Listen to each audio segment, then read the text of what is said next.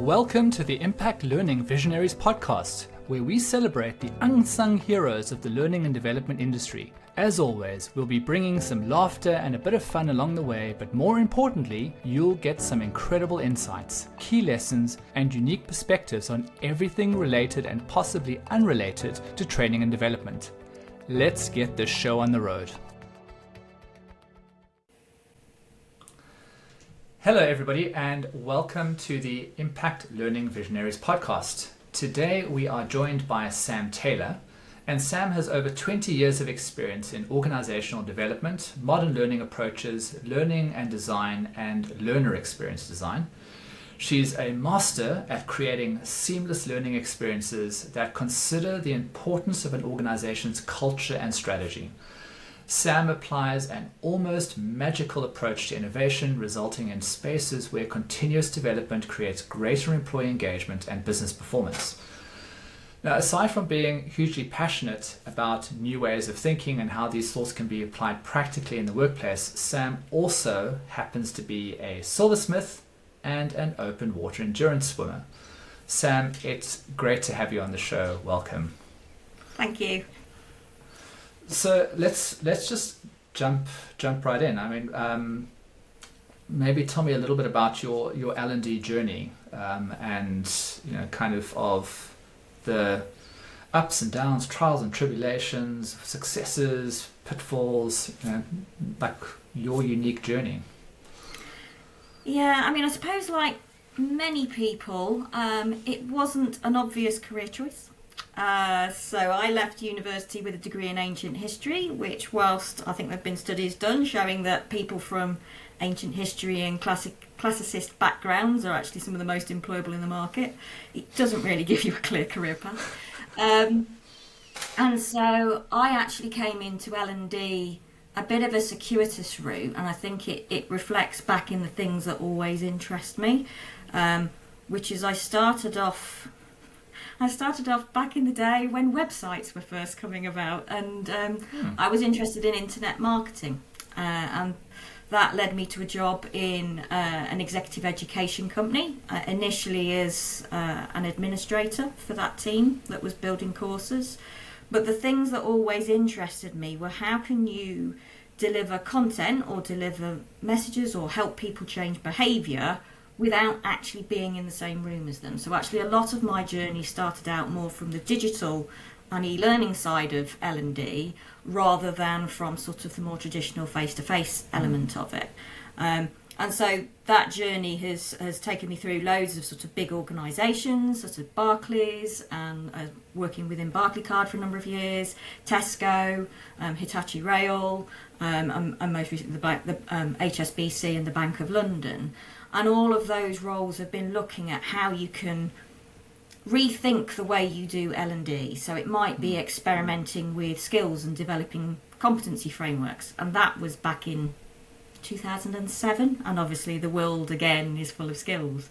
Building iPad games, playing with QR codes when I was at Tesco 10 years ago. And it's only now 10 years later that we see QR codes actually being used more and more effectively because the technology's kind of caught up.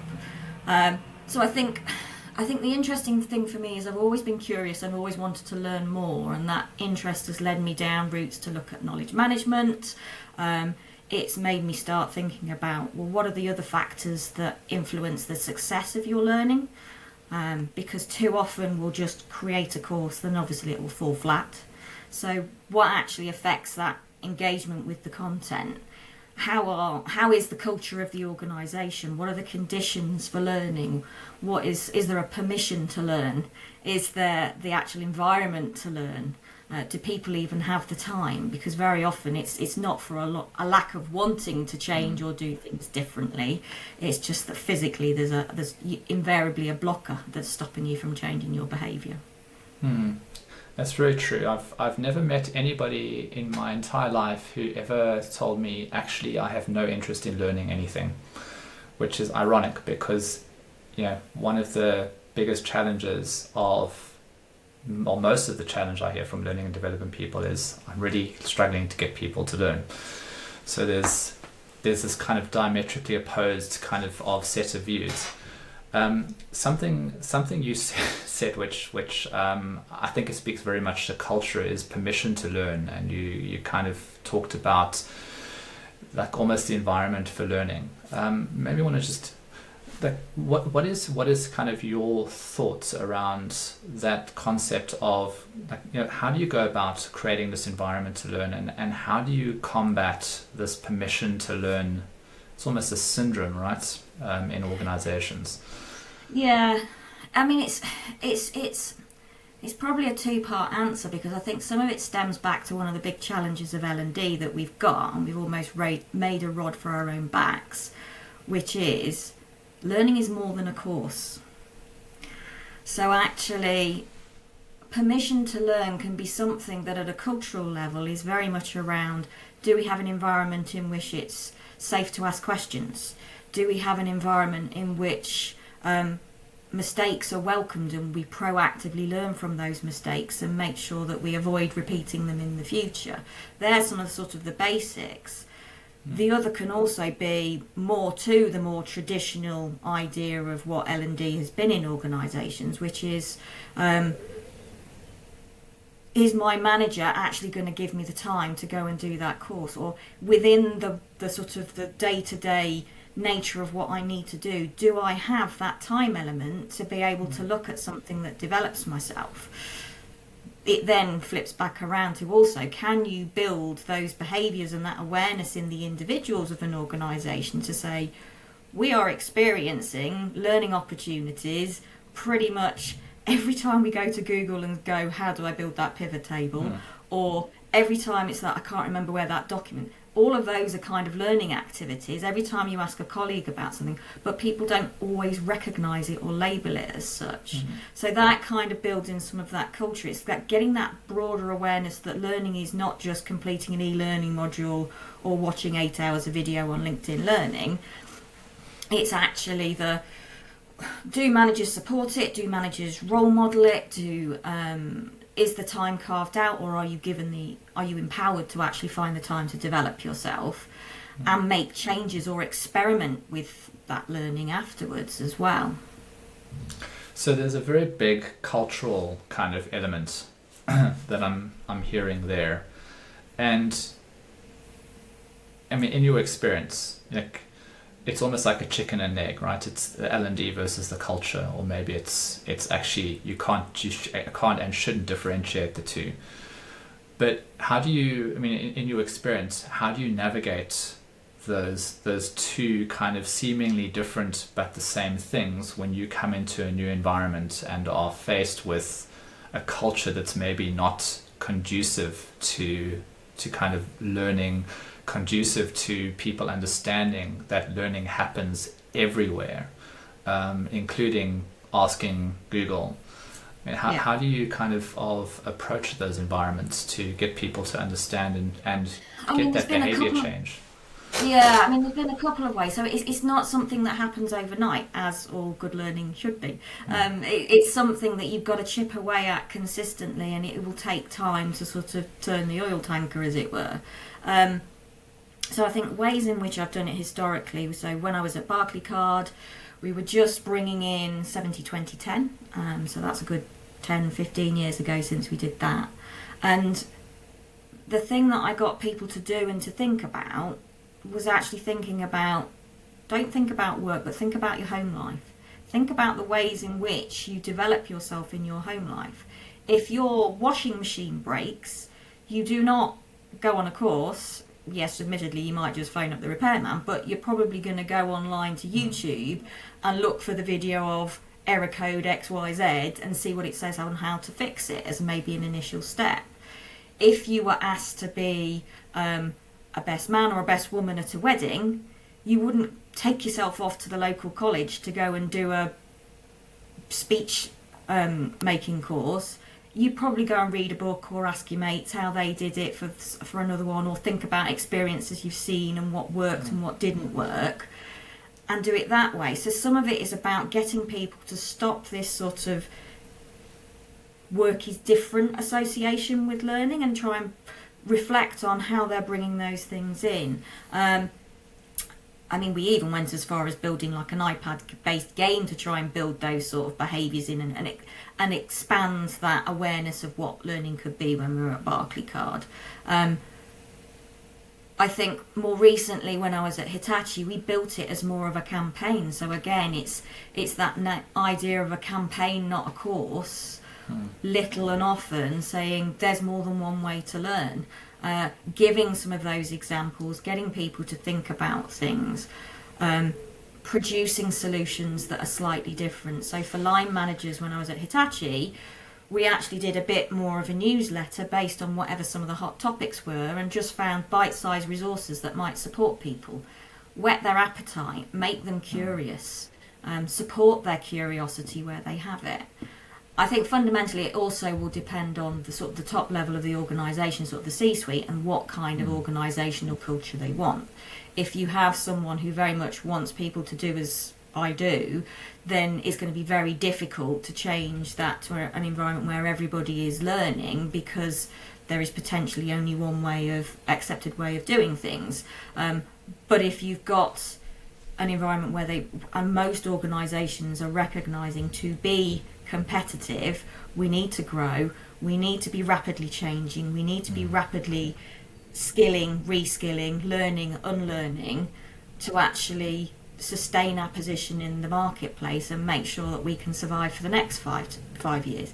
And to a degree, you can take that same idea for ourselves as individuals, that actually the driving thing for us is, in order for us to have sustainable careers for the next 20, 30 years, you've got to be able to keep your skills relevant, up to date, and the ones that you need. I mean, I at one stage was a flash designer.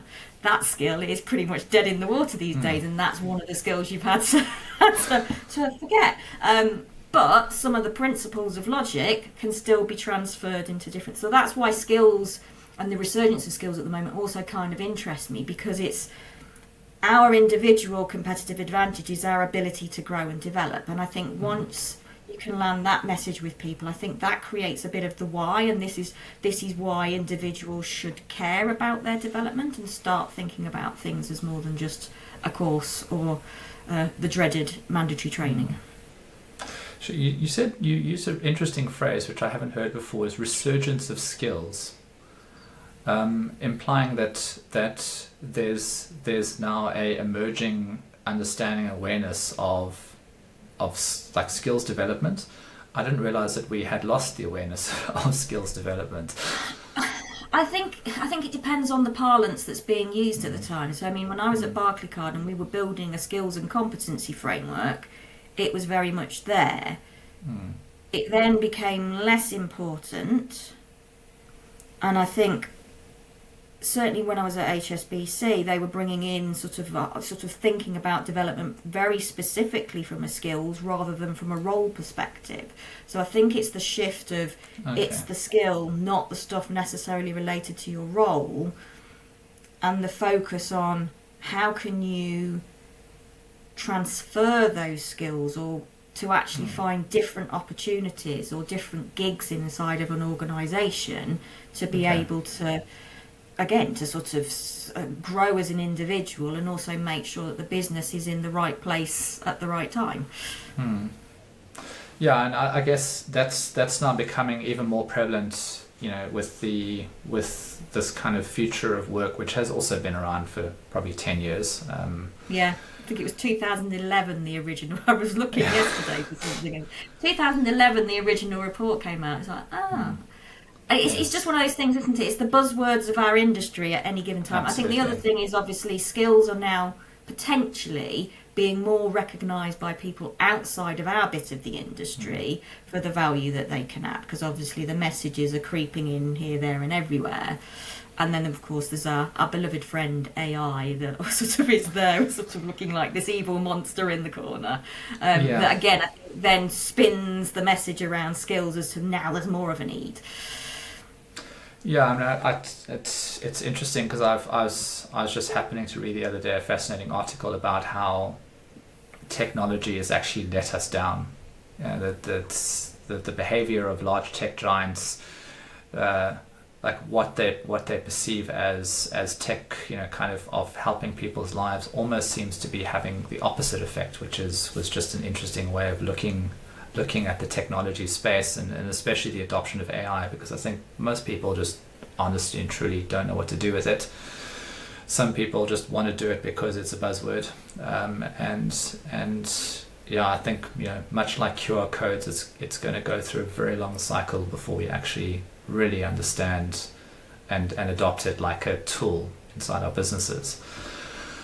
But on that side, you seem to be someone who has like your kind of case in point, developing a game, being someone who did Flash development, because that was what all the cool kids did back in the day in L&D, right? You did these little Flash animations, and they were really cool. But well, I think it was more to get myself out of the job I was doing at the time. So I wanted to do more than administration. So it was what are the skills that could actually help the team I was working with. So although there was some sort of they were paying a lot of money as an organisation to have Flash animations built and corrected, and it's like, well, I can correct those for you now, so that's saving you £500 a day. So it's that individual seeing the opportunity and sort of creating the future career path.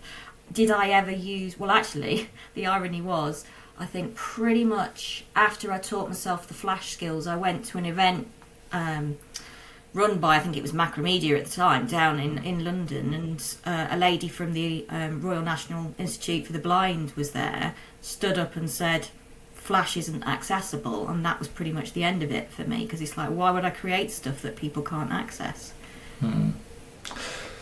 So I'll jump onto the accessibility thing, because I think that's quite a hot topic at the moment. But before I go there, the what I was kind of leading up to is that not everybody sees an opportunity in the way that you've just seen it, right? Is okay, so there's this Flash thing, and it's a skill that if I acquire could actually be a benefit and a value to the organization. But it's more than that. It's the innovation side, and how you have that almost kind of like mindset to be looking at opportunities and things that could. I wouldn't use the word disrupt, because I think disruption has its place, but it's not always a good thing to disrupt. But more kind of harness maybe the lesser obvious opportunities through technology and innovation. It seems a place that you've kind of thrived throughout your career in identifying these opportunities, taking risks, playing with new ideas, new concepts. Tell me a little bit about that side, and is that a transferable skill that you think people can learn? I mean, I suppose fundamentally part of it is just being curious. It's that skill of curiosity.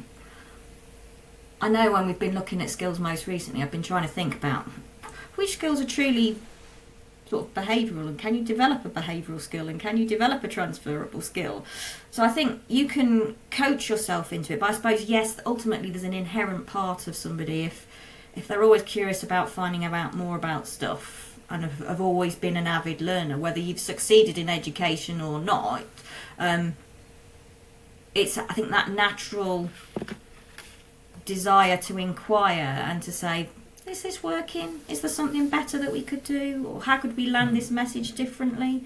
I mean, I think there's also been a lot of it where, I mean, every year at Learning Technologies in the UK, there's always sort of a standing joke of what's going to be the buzzword of the year. And so very often I'd go around and I'd be looking at the things that people were talking about and then thinking, well, how can we experiment with that here? Is it almost the shiny new thing that's going to attract people's attention? And it's back to what's going to help people learn, what's going to attract their attention, what's going to make them curious to want to play with something. So maybe it's in the sense of the original question, which was, can you build that skill? I think yes, but I think it's possibly one where you're doing something almost subtly. It's thinking about either the things that you're interested in and what drives you to find out more about them, or it's the things that then are connected to that thing that, well, if that does this, then why don't I have a look at this factor that might underpin it, and is there anything that I can find in there? So there's that, but then also I think sometimes showing people the shiny new thing might also whet their appetite to then want to dig a bit deeper. And I mean, just going back to this, you said like, what's the buzzword going to be this year? And I don't know if this would be characterized as a buzzword, but I noticed that a lot of conversations are revolving around accessibility at the moment in the learning and development space. It was interesting that you raised it in the context of Flash, and Flash not being an accessible tool.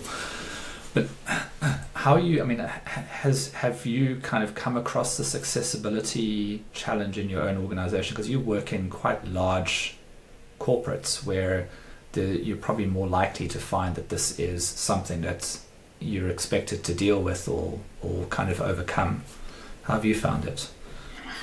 So I mean, again, it's another one of those things that's gone on the sort of the peak and the trough. So I had a stint where I was working on a project for the Joint Information Systems Committee with higher and further education, where obviously accessibility for a very long period of time has been a hotter topic than maybe, say, in the corporate world.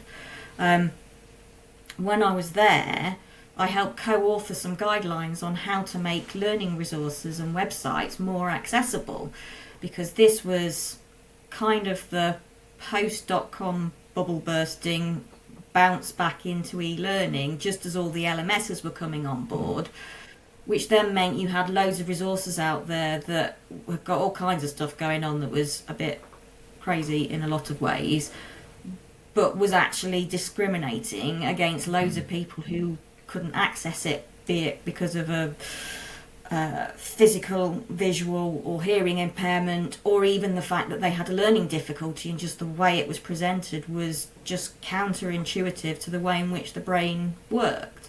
So I think my interest in that dates back to 2003. So I think then when I moved into the corporates, I was always championing it, and I've actually championed it also in sort of taking on sort of the brand teams. I remember at Barclaycard, I was saying to the brand team, you've got all these new colours, but it's breaking all the colour contrast rules so that you can't really distinguish stuff, and you're discriminating against anybody potentially with colour blindness. Or the font that had been selected wasn't legible on screen. It might have been all right on paper, but increasingly you were in a world where stuff was on screen, and so it's like, why would you have something that people physically can't read? So I think I find it interesting that it's coming back, because for me it's never gone away. For me it is an undercurrent of everything that I do, and also because accessible design is good design for everyone. Not having pages and pages of solidly, densely justified text is a better way of designing content, particularly if you're reading stuff on screen. Not having bright, really garish colours that hurt your eyes when you look at a screen is better design for everyone. So, and particularly as I've got more and more interested in sort of cognitive and neuroscience, and again, thinking about the things that make that relate to the success of learning, it's kind of like, how do those factors affect how you should be presenting materials? I mean, even now I'll still just go, nope, that page isn't. Or what about people who aren't using standard mice in the workplace? Doesn't even have to be, I mean, I've got RSI in both my wrists, so I've had a non-standard mouse for about a decade.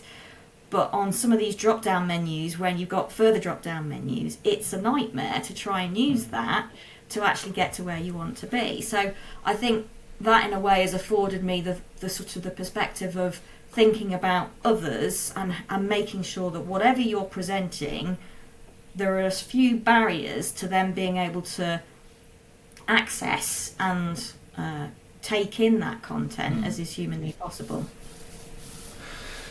I mean, I can understand why it's a big challenge for corporates to deal with that, right? Because I mean, in corporates there's probably a limited enough budget, and and now you're going to them and saying we need to spend additional budget, and they're probably very very concerningly applying some kind of 80-20 rule and going, well, most of the people who work in this organization don't require accessible training, and if we've got a limited amount of budget, we need to focus on what's going to affect or be useful to the most amount of people, which is obviously not the right way of looking at it. But at the same time, from a pure commercial sense, businesses have to make tough decisions, and I can imagine that might be a common kind of I suppose reason not to push back, but maybe to skirt around the subject, because it's a sensitive subject, and I don't think anybody ever wants to be in that position where they're saying a blanket no.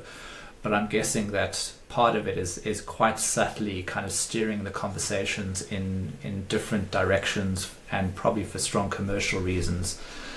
I mean, how would you overcome those challenges? I mean, maybe is it just that people don't understand what's involved in building accessible training, or are they? I mean, I've got very little frame of reference. I don't see there's an additional cost challenge on building accessible content. Build it right first time. It's as simple as that. Don't design ridiculous PDFs, or if you're doing, particularly now, there are enough tools out there. You can automatically get transcripts. You can automatically get closed captions. We know from the literature that actually a lot of traditional hideous online PowerPoints that are narrated by a reader, particularly if that reader is just reading the text that is written on screen and giving no additional context, people can't, it creates cognitive dissonance. People cannot read stuff that's on a screen and also listen to somebody reading the same thing. It just jars the way that the brain works. I think the other interesting stat that I'd heard, which goes back to some of the judging I was doing in the summer, was an organisation was saying something along the lines of,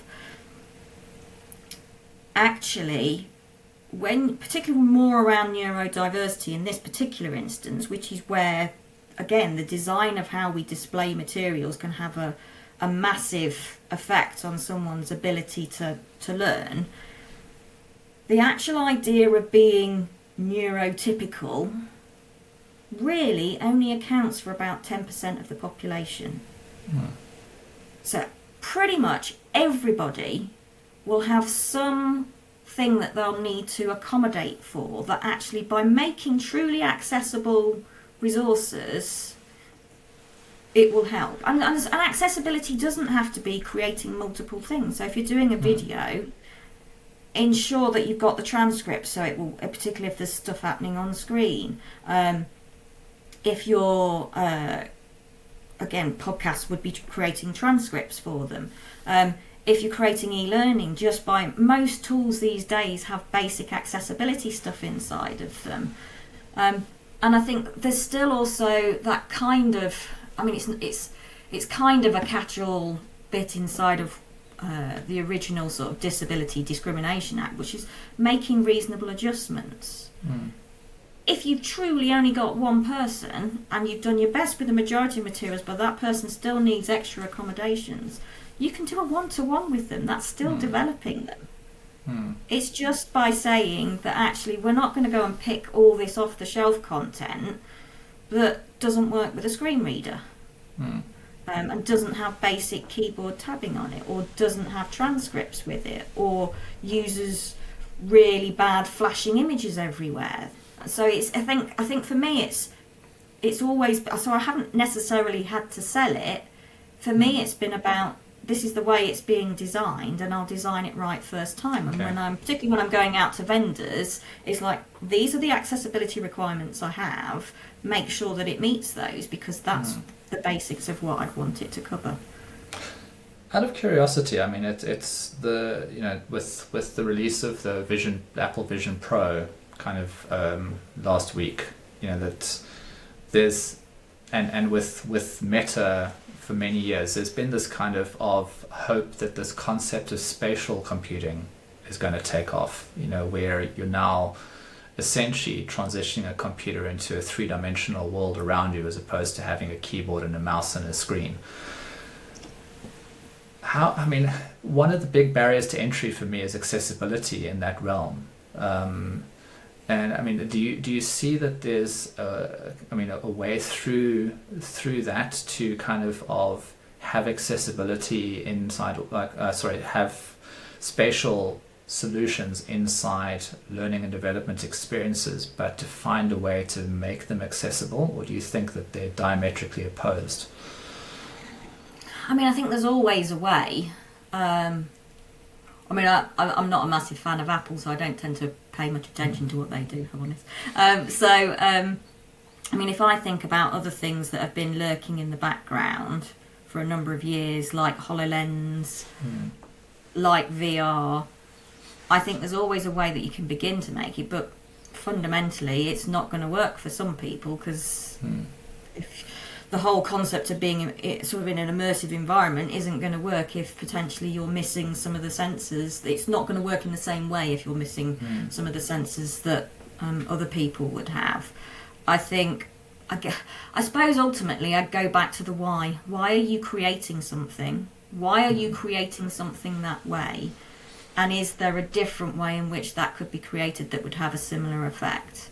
The actual use cases for more immersive tech aren't really everyday things. There's some brilliant use cases that I've seen for it, but sometimes it just feels like, again, it's there because it's a gimmick and you can, rather than actually it's the best solution for what you need to do. And sometimes I'll take that approach and play with the tech and then go, no, I don't like that. And sometimes I'll do something different and just go, you don't need to spend all that money and go to all of that trouble for something that potentially is going to take, in this instance, probably would take more money to actually be truly inclusive for your population, when there's potentially a smarter, simpler solution that could even be just getting people together face to face. Yeah. Although I guess that the challenge that is always that tech gives you scalability, but because the face to face is great, but it's always hard to scale. Yeah.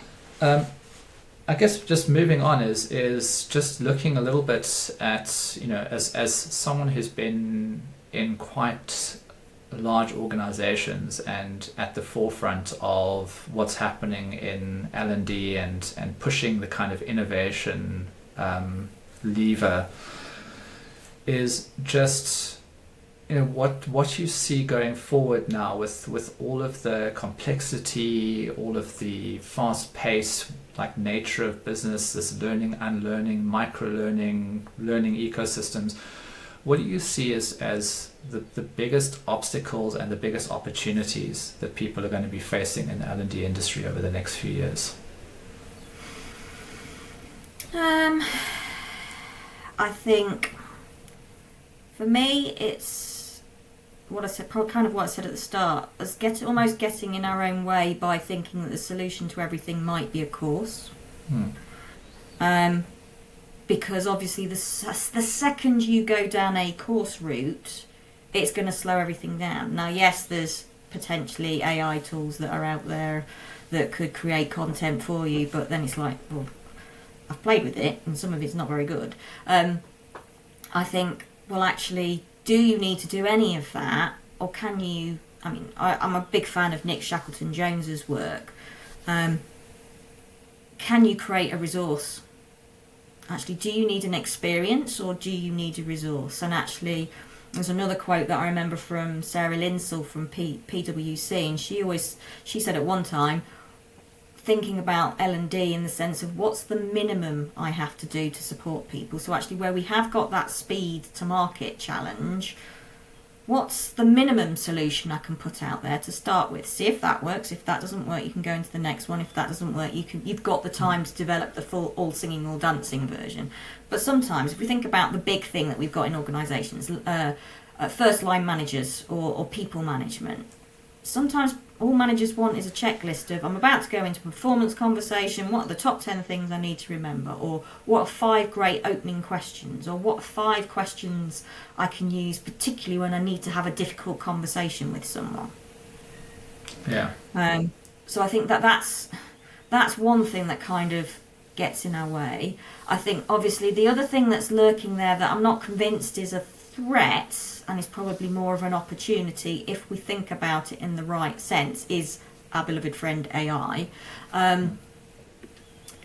Again, because the challenge for us as organisations is that, again, as I said before, we often produce courses. We may also produce, historically, I've seen a lot of stuff that's been created which is basically an information dump. There's no role for L&D with AI for information dumps. AI will do it for you.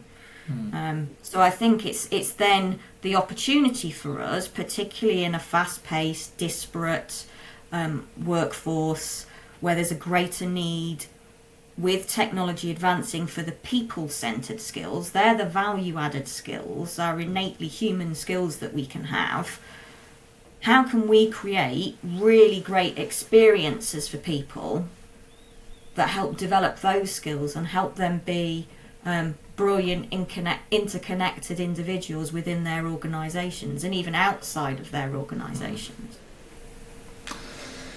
Yeah, I think it's definitely agree on both of those. I think the challenge that popped into my head is how do you change a mindset, because the courses concept doesn't just happen in corporate education, right? It starts in early education, because the entire school system is built on the concept of courses. You know, we have geography, we have history, we have life sciences. Those are all courses. So what does the world look like, you know, when, I mean, do you think that, I mean, let me take a step back. It sounds like you kind of took what the kind of marketing industry calls a growth marketing or traction-based approach to learning, which is you try a lot of small experiments, you see where you get traction, and then where you find that traction, you scale from there and you develop a more comprehensive solution. But you're kind of testing, but you kind of applied a bit of pragmatism with that as well, as saying, you know, sometimes don't even need to think about education at all. It might just be a simple checklist that's required. But do you think that there is actually a place for courses, or do you think that courses are an industrial age way of thinking about education and we need to start thinking differently about how we structure learning? I'd really love to get rid of courses. I don't think they will ever go away, but it's interesting because I was thinking about early talent, and thinking about when you look at early talent options, again, everything links back to a qualification, and it just kind of feels really traditional and school/university by another method. And it's like, is that still going to engage the people who have always been switched off by the classroom? I think it comes down to, there's quite a few words in L&D I'd like to ban, but can we ban the word course? Can we talk about an experience? So if you are physically getting people together, it is with the purpose of practice, discussion, questioning, role play, all of those kind of practical things that add the value, with people being brought together and building upon the knowledge and information that can be disseminated through asynchronous digital mechanisms, potentially, be it a book, be it a PDF, be it watching a video or whatever. So I think there is, and obviously there's a lot of research that says people are attracted by qualifications. But then if I think, when I look at some of the content that's out there, and obviously some of the big sort of course manufactured and even peer generated course manufacturing platforms, all the video driven learning content, it's awful.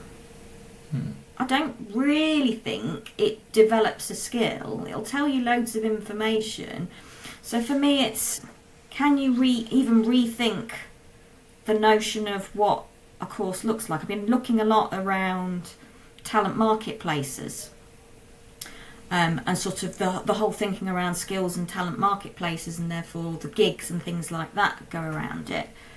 For me, I think the interesting challenge is, can you create an experience that actually is more around where are the opportunities to apply that in an organisation, and rather than just going through traditional assessments or stuff like that, where are the projects that you can work on that truly, in an organisation, that truly develop those skills and put it into practice, so that you can actually see, trial, evaluate how well something's gone, and it creates not only learning in the flow of work, but also means that you're building some of those learning behaviours to actually help you from that point onwards. So it's kind of serving a double purpose. I mean, I think it's just easy. Part of me wants to say creating courses is almost the easy answer. Yeah, it's a fascinating conversation, and probably one that we can have for hours. But I mean, I always get stuck on two elements. Is I'm a victim in that same situation, because when we look to hire, it's interesting being kind of coming from an engineering company, software engineering company. You kind of tend to rely more on people who come from kind of A-tier universities, and not for the reasons that you would think. The reason that we end up looking at people like that is because generally Tier 1 universities are better at teaching critical thinking skills. Now that's a frightening statement in its own right, because they don't actively go out realistically to do critical thinking. But I think it's just the modality and nature of the way that they teach in those institutions that challenges more of your critical thinking approach to learning. And it's quite a critical skill, I think, for many, and I think it's probably been listed as one of the most critical skills in the future of work, for people to have that critical thinking capability. But I guess the other part is if you were sitting going into surgery tomorrow, having a heart transplant or a triple bypass, would you want to know that the person who's doing that surgery on you didn't do a doctor's degree and didn't kind of qualify in a tier 1 institution and go through a formulaic process? I think it's we always seem to kind of put a little bit of comfort and confidence in the fact that someone has gone through a course, which is interesting, because we kind of in that way reinforcing something that we're seeing as a problem in the world as well. So I don't have an answer. No, and I think the interesting thing with some of the surgery, I mean, I completely get it, because I remember it from other conversations I've had around this, but I think the other interesting thing is, if you're going in for a sort of a non-routine surgery, what are the chances that doctor is effectively Googling it before he goes into the operating theatre? Because they bit like any of the roles that are traditionally a mass of knowledge, you can't remember every single thing. It's only the things that you do by rote that become ingrained into sort of the muscle memory. So the sort of one-off or slightly different opportunities are the ones where you need to swat up a bit before. And again, that could be watching a video, it could be doing a bit of reading, it could be talking to a couple of peers. Sometimes, well, obviously go think about the operating theatre context. A lot of the time they do have checklists. Have we done this? Is the patient doing that? What are the readings? If it's this, do this. So I think even in those worlds, some of the sort of the non-traditional type of things are sort of still prevalent. Yeah. It's amazing, whenever human lives are involved, checklists become a dominant form. Like in the airline industry, in the medical industry, checklists are utilized very, very effectively. But in the corporate world, we tend to treat them as if they're a kind of virus that we have to deal with, as opposed to a useful tool. Interesting. Okay, so maybe just to kind of close out here, I think there's always two questions we could close off with. The one is just a practical kind of knowledge, wisdom, value add to impart. And I think you've given a lot of very practical stuff. So I'm going to change this question around, because I think as someone who's had a lot of experience pushing the kind of innovation lens, kind of pushing the limits and boundaries, seeing some of the problems in the industry today, kind of coming up and battling them. My kind of question to you, which I think I'd be very interested to hear, is if you were speaking to your younger self, what's the biggest piece of wisdom or knowledge that, like, what would you impart to your younger self as the one thing that, if you knew this, it would make a huge difference? Other than telling myself not to work for a couple of the jobs that I really didn't enjoy, I don't know, because I don't know that fundamentally, the journey you go on is the journey that you go on, and if you have the mindset, which is everything is a learning opportunity, some things will work, some things won't. If you are curious, then you'll find things that are of interest. I think for me, it still goes back to be curious, but don't get stuck in the narrow parameters of where you are. So by thinking about employee engagement, by thinking about inclusion and diversity, by thinking about culture, you're sort of moving out of the traditional just L&D box and looking at potentially all the factors that are going to... I've looked at change management, I've done wellbeing qualifications, I just looked at things that are going to help me understand the audience I have, and how I can find out what matters to them and what's going to make them want to find the time to learn, or to embrace learning in the way and to the extent that I'm passionate about it. I think the other thing would be, I think I probably would recommend that I don't do the knowledge management qualification and actually look at behavioural psychology, because that's my latest thing. That if I had the cash, I'd go off and do a master's in behavioural psychology, because I think that is a really interesting way of beginning to look at what's going to affect. Because fundamentally, learning is about change, and we know that in most organisations, change never really properly happens or sticks. So how can we make those things happen or stick? And some of it also links back to, I remember reading Chip and Dan Heath's Made to Stick, looking at things that you could learn from that. So back into the marketing world, how can you take principles from outside of L&D and apply them into the L&D world to make what you do better for your customers, more sticky, more engaging? And let's face it, in most organisations, the reason why people don't learn anything from what you do is because it's boring and horrible and they don't care. Everybody loves a good compliance course, right? Oh yeah.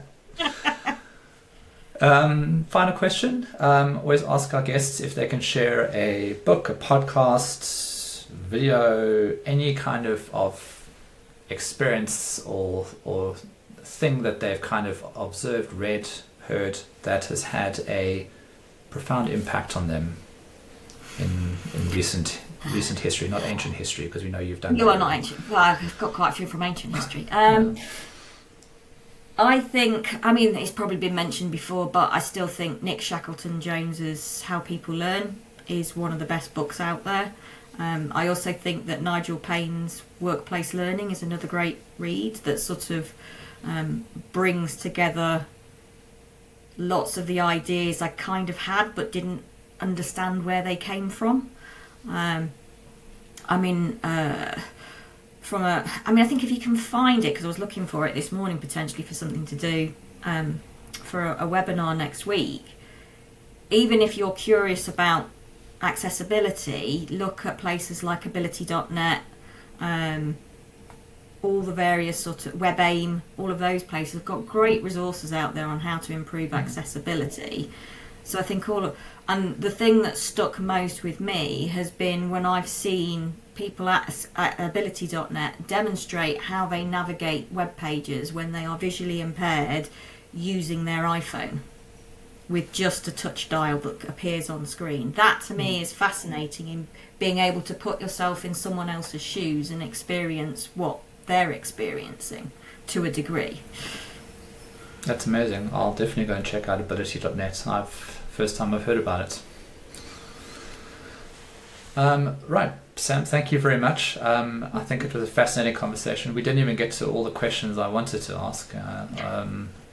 Basically how silversmithing basically kind of influences learning and development, and how open water swimming and ancient history for that matter. But I think there's fascinating conversation, so much value, and it's really great to get an insight from the trenches, and especially in the larger corporates, and just kind of hearing about your journey. So I appreciate you joining us today. No, thank you for inviting me. Hey, thanks so much for joining us for this episode of Impact Learning Visionaries. If you found it interesting or helpful, please subscribe by clicking on the button down below so you don't miss our next one. Also, be sure to check out our Reality Bites blog for more information on how technology is aiding in learning development. Links are all in the description below. Go check it out. Thanks a lot. Bye.